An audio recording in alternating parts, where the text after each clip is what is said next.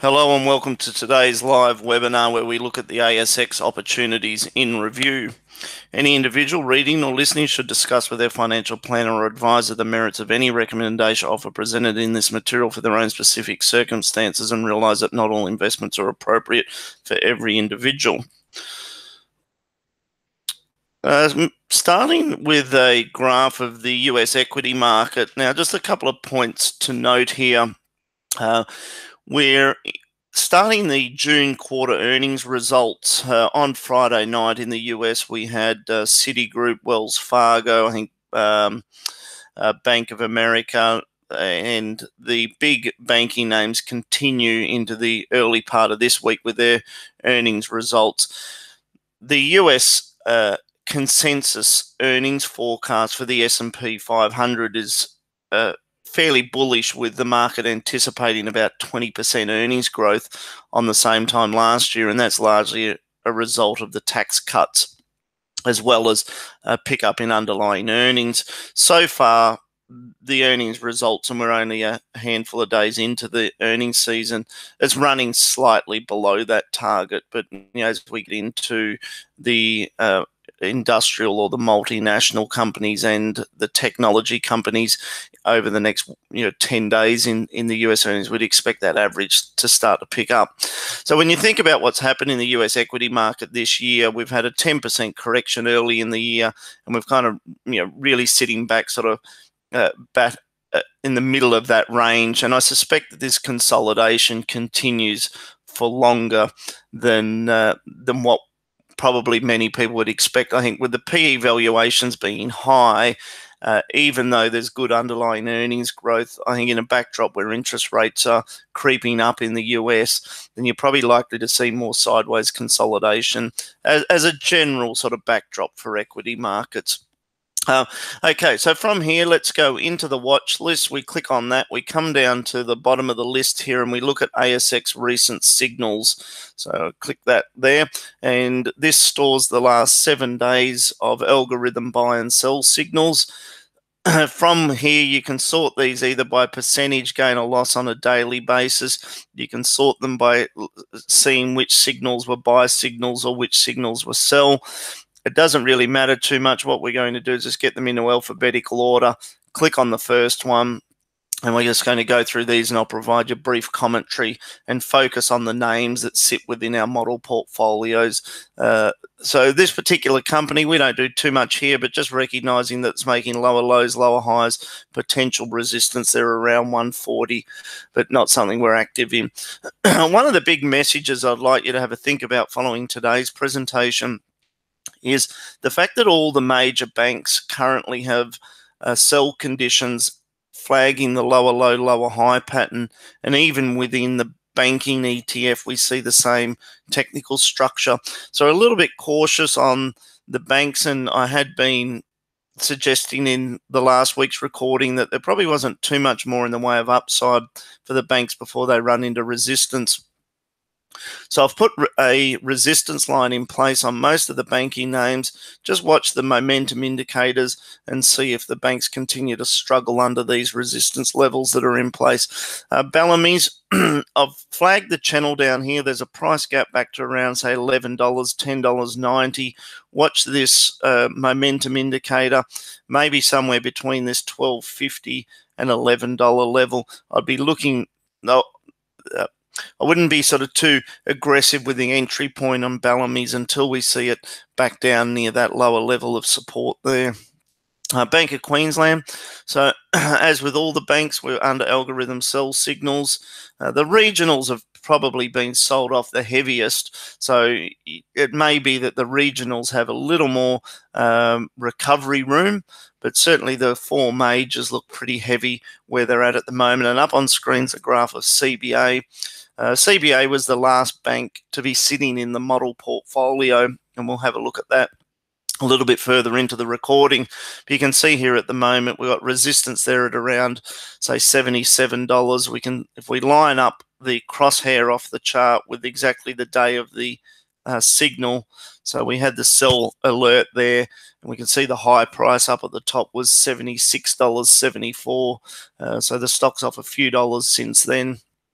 And at the moment, it looks like it's going to continue to struggle with maybe resistance below that 76 level. Collection house, so I think this is a reasonable one to keep an eye on. Looks to be developing support around this 140. Just watch these momentum indicators to turn positive, and it's a name that you'd want to be running a stop loss on. Now, CSR sits in our model portfolio, and we've started buying the stock down here at around this 450 level. To give you an idea, CSR pays a 13.5-cent dividend on the 10th of November. You can do call options. Our strategy here is to start accumulating CSR, wait for a little bit of a recovery, and then we'll consider whether we trade out of the stock or whether we sell covered calls to enhance the return. In a real soft market, we could see downside risk to CSR back down to around $4, but given that it's already corrected from $6 down to $4.50. The company's reaffirmed earnings to be the same in the next 12 months as the prior 12 months. The stock's now on almost a 5% dividend yield. We should begin to find some support here at the moment in CSR. Not doing here on this one. Nor on Freelancer. Iron Mountain, not a stock that I cover, but this at around $50, you can see there that we have the structural sort of low that's taken out the prior low. It's rallied back, and we're just starting to see some selling come in at around this $50 level. InvoCare, so this is one that I spoke a little bit about last week, where I think into this back half of this year or early next year, we'll likely see a new buy signal develop in InvoCare. The long-term fundamentals should be supportive for ongoing equity value appreciation in InvoCare. A big part of this sell-off was the company unexpectedly announcing a capital spending upgrade plan to some of their facilities, and the market became concerned that obviously that would impact what the market was expecting to be an increase in dividends. But I think longer term, the company investing in upgrading their facilities ends up continuing to ensure that they remain competitive. And we just, at the moment, mindful that it's made a lower low. It's rallied back up. We're expecting it to run into resistance and get a sell signal. But maybe over the course of the next 6 to 12 months, we keep an eye on this one and just be aware when the next algorithm buy signal comes through on InvoCare. But otherwise, not doing it there at the moment. iShares Global Healthcare, so it's had a good rally. Jumbo Interactive, so we've had a sell-off down here to $3.90, $4, and we've had the algorithm buy signal. The stock's since rallied, maybe 10% since then. And here we go, the Vectors Australian Bank ETF. So this is an ETF that gives you broad-based exposure to all the banking stocks listed on the ASX. So we have a lower high pattern here. It's rallied back and around $28. The stock's now been removed from the model portfolio. So it was originally added to the model back here in 2016, where it switched from sell conditions into a buy condition, so it was added roughly at around $23, and then it's continued to make higher highs and higher lows, and then on this particular pattern here where it's broken down, made a low and rallied back, the stock's been removed from the model portfolio, and we'll have a look at the percentage gains that delivered when we go into the ETF model portfolio. But again, what this is just reaffirming is that if you're sitting on gains within the banking stocks, you just want to be a little bit mindful that the technical structures are starting to show that lower high formation across all the banking names at present. And same here with NAB, so we can see that the stock's breaking down, making lower lows, lower highs. It's had a recovery bounce. It's filled the price gap to around this $28 level. It's ran into resistance, and for the moment, it looks like it's going to struggle below that, $28 level there for NAB. New Farm, not really a stock I follow closely, but we've got a slight breakout to a higher high, probably more of a consolidation pattern over the last 2 years. It might be one that you just keep an eye on, this momentum indicator, but again, I'd be running stop losses on a break below that. Media, similar story here, breaking out, making a higher high, slightly more bullish structure than the previous chart we looked at. You want to be thinking about running a stop below sort of that 458 level there. So just to zoom in there. So we've had the algorithm signal pick up this higher low formation through here, good volume support, but a stop loss below 459, I think sensible there on Media. Oz Minerals, so this was a stock that was added into the model portfolio, and if we go back and have a look at the history of Oz, so it had been under sell conditions in early 2015, and then shifted to buy conditions in mid-2015 at around $3.75, $3.80, and it's continued to make higher highs and higher lows, and it is one of the better performing stocks within the model portfolio. We've had another recent buy signal here. If we look back over the past signals, that did a good job of picking up the lows through there, probably a little bit early through this stage, but ultimately the uptrend continued to unfold, and then likewise this was a pretty well-timed signal in 2016. So again, we have another algorithm buy signal with a low here at around 880. So I think just with the case of Oz Minerals, copper prices have been quite volatile. Commodities have had a very good rally. Our low risk preference for commodity exposure is BHP and Rio, but Oz Minerals may provide a good opportunity here. You probably just need to be a little bit cautious with running a stop loss, I think, on Oz Minerals though.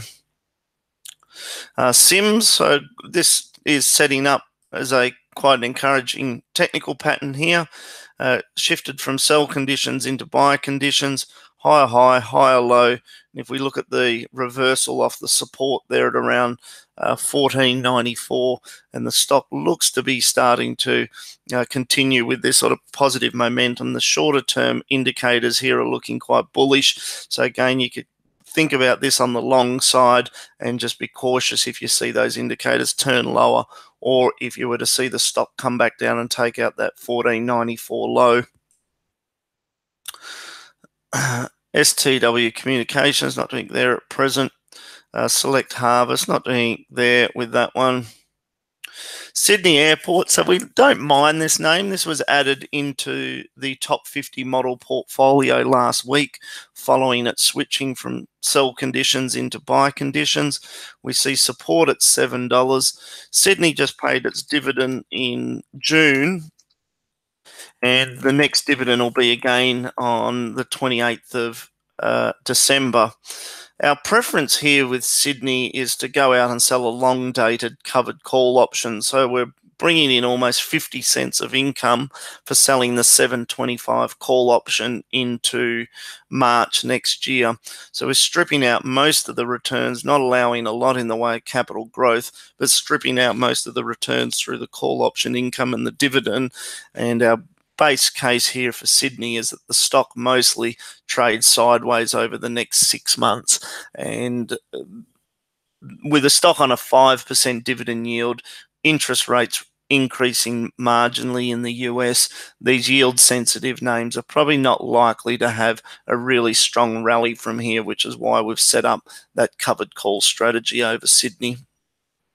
Westpac's another one of the major four banks under sell conditions, so just mindful there, resistance at $30 and the lower low, lower high pattern that's in place.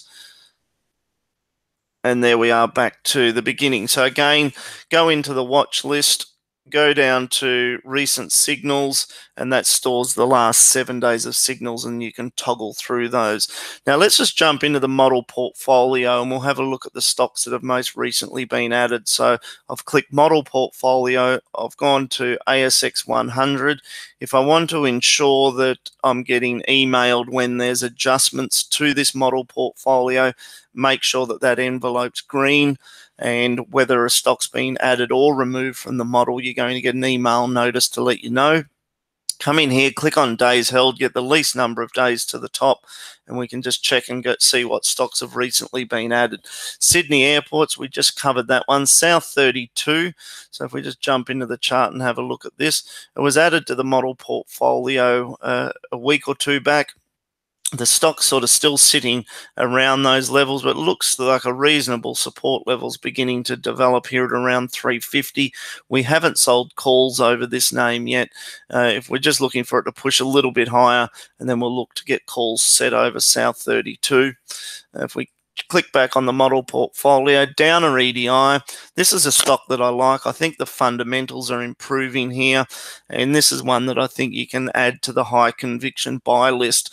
Now, there's no call options that you can do over Downer EDI. The stock trades on just under a 5% dividend yield at the moment, but the combination of mining companies increasing their capital expenditure, and we're seeing big expansions of iron ore mines in Pilbara, and Downer will be the beneficiary of picking up at least one of those contracts. But they're also building infrastructure in hospitals, education, and on a forward earnings growth, Downer is likely to grow earnings around 10 to 12%, which I think versus other areas of the market, it makes the stock attractive.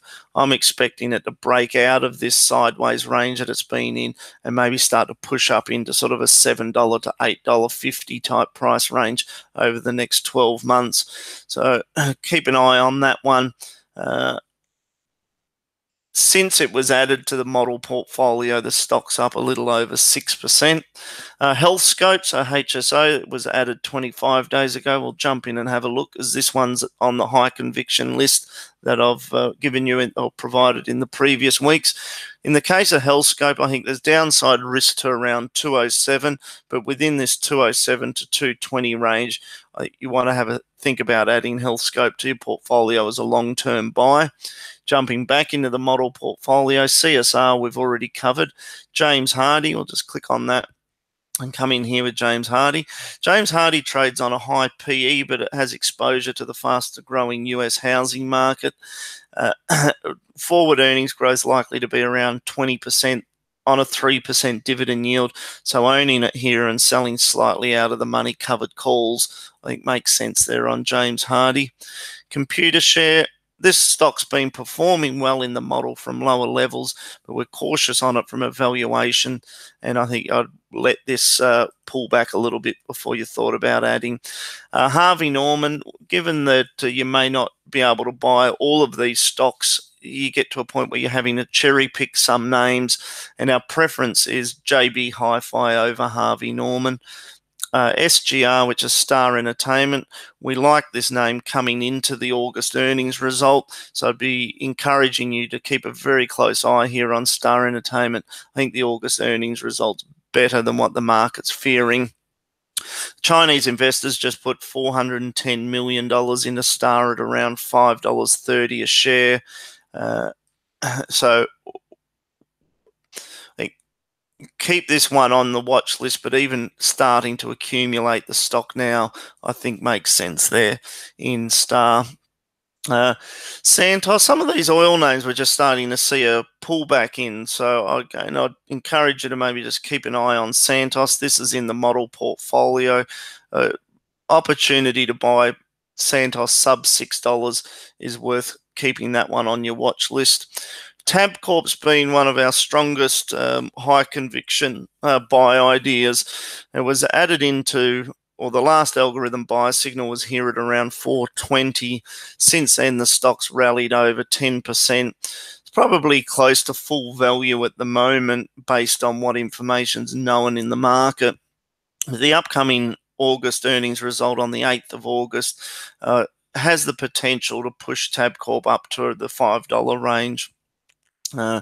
So we can, and from thinking about Tabcorp over a 2 or 3 year outlook, the TATS merger is a substantial transaction, and the prospect of them pushing into the US market further once they've bedded down the TATS merger should mean that Tabcorp is an attractive investment opportunity over sort of a 3 to 5 year outlook. But for shorter term consideration, we're bullish coming into this upcoming August earnings result. Oil Search, I'll just jump in and have a look at this. So Oil Search has had a very good rally, and a little like Santos, we'd want to see this sell off a little bit deeper before we started to take a look at oil search again. JB Hi-Fi, just to jump in and have a look at this one. So I mentioned earlier that a preference is JB Hi-Fi over Harvey Norman, and we can see here that starting to get a reasonable amount of buying interest coming into the August earnings result. We see support here at around this $22 level. And just moving a little bit further down the list, Crown, we like this name. I think the low Aussie dollar should be supportive for inbound tourism numbers. I think cost control in Crown's likely to be a bright spot within the upcoming earnings result. And if we have a look at when Crown goes ex-dividend, and I'll just give you an idea of an option strategy. So Crown goes ex-dividend on the 21st of September, and an option payoff on this, if you were to go out to December at around, say, the 14.50 level, you're bringing in an extra almost 30 cents of income through selling the 14.50 December call option. So between the dividend and the call option, you're getting 60 cents of income over the next 5 months. Jumping back to the model portfolio and just continuing through these, it's worth just pointing out that AMP's at a discount to the entry level. Medibank Private, we continue to like this name as a buy right. Fortescue's at a fairly deep discount to the entry level. Rio and BHP, I think the attractiveness here with Rio is they're going to be buying back more shares over the next year or two through the proceeds of asset sales, and I think that buyback helps to underpin the share price. And Origin, we continue to like that name. Just jumping into the chart here on Origin, it is close to full value. It's had a great rally. Origin, it's gone from sell conditions in 2016 into buy conditions early 17, continuing to make higher highs and higher lows. Owning it here, there's probably not a lot more capital growth, maybe up to 10.50 on the high side. The company will reinstate their dividends at the upcoming August earnings result. Buying it here and selling the covered calls the best way to strip out the returns there in Origin. And just moving through to the end of this, Insurance Australia Group, we don't mind that name, so that's a good buy right strategy. CIMIC Group, so let's jump in and have a look at this one. So CIMIC report their earnings result this Thursday. The favourable backdrop for earnings fundamentals is encouraging here. Buying CIMIC and looking for it to deliver a result on Thursday that probably is a little bit better than the market is anticipating.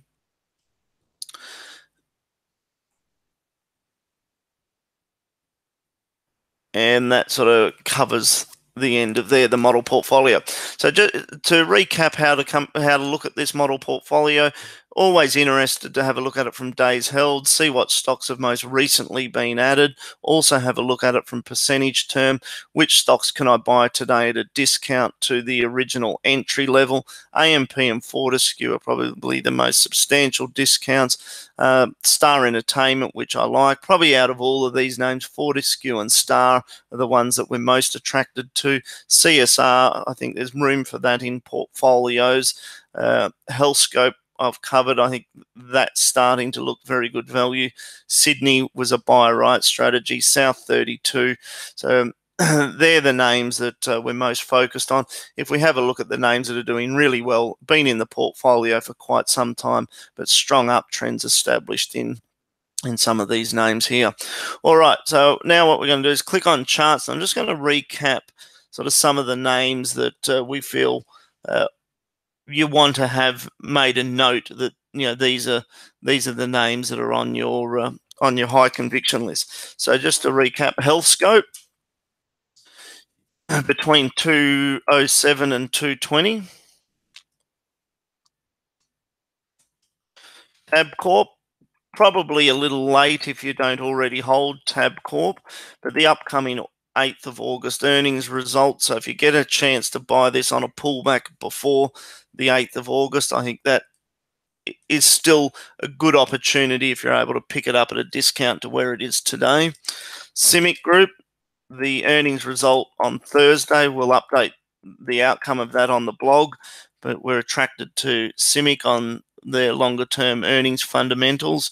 IPL was a stock that we had on the buy list a month or so back, but we see that as full value now. It filled the price gap. It's under algorithm sell signals, and yeah, we've mostly taken profit on that. JB Hi-Fi was our preference over Harvey Norman, and the momentum there looks to be turning up. So you might see JB Hi-Fi fill the price gap back up to around $25, $26. Link was a stock that was on the high conviction list from a number of weeks ago, and we're seeing this stock price perform very well from around $7, now pushing up to sort of $7.70 area. And longer term, over a 2 to 3 year outlook, I think Link Administration is a stock that you should either continue to hold or at least take notice of when we see future algorithm buy signals in it. Star Entertainment, looking for the upcoming earnings result to push the share price higher. So I think that one certainly sits on the high conviction list.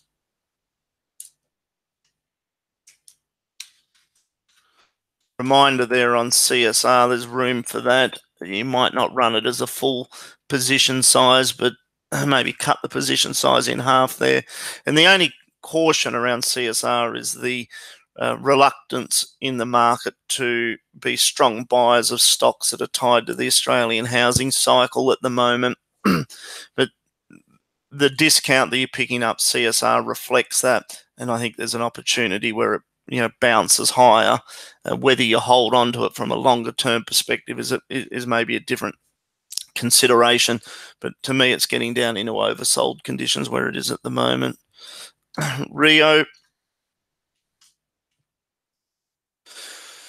the companies out of the $2.9 billion share buyback they announced, they've already bought back about $1.7 billion worth of shares. The stock's on about a 5.5% dividend yield. However, through asset sales, they'll probably free up another $7.5 billion of cash, and over the next 12 to 24 months, there's a big pile of money that's going to be returned to shareholders, and that'll most likely be through an increase in the share buyback program. So Rio, I think, could trade up to sort of $90 in a strong iron ore market, but if we assume with these trade tariffs, iron ore stays a little bit range bound over the coming months, I think buying Rio, selling a covered call, stripping out the dividend, I think that's the right way to play Rio. CYB, this was a name that a month or so ago I'd been talking about as a result of them acquiring Virgin Money in the UK. Now, the stock had a very good rally. We were looking at originally at around this 520 level. We'd taken profit. But on this sell-off, just keep an eye on this. If we happen to have a couple of soft trading sessions in the US and you see this stock back at sort of below 575, I would think that it's very good buying. And you would look for a rally into sort of maybe the back half of this year, and you'd want to be out of CYB again coming into the early part of next year because you got the potential issues around Brexit coming. But the sell-off here back sub 575, make a note of that. Good buying level. And just to finish off these last couple of names in the list, Downer EDI, long-term fundamentals improving here. There is no call option here, so it's a slower growth opportunity, but should continue to move higher as earnings growth picks up.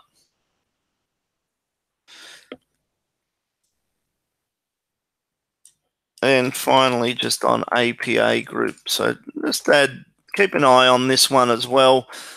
Support here at around this sort of 950 level. This is a takeover opportunity where the takeover value is around $11. There are risks as to whether the takeover gets blocked by the Foreign Investment Review Board. So if the takeover goes ahead, there's roughly 10% upside to that $11 price target.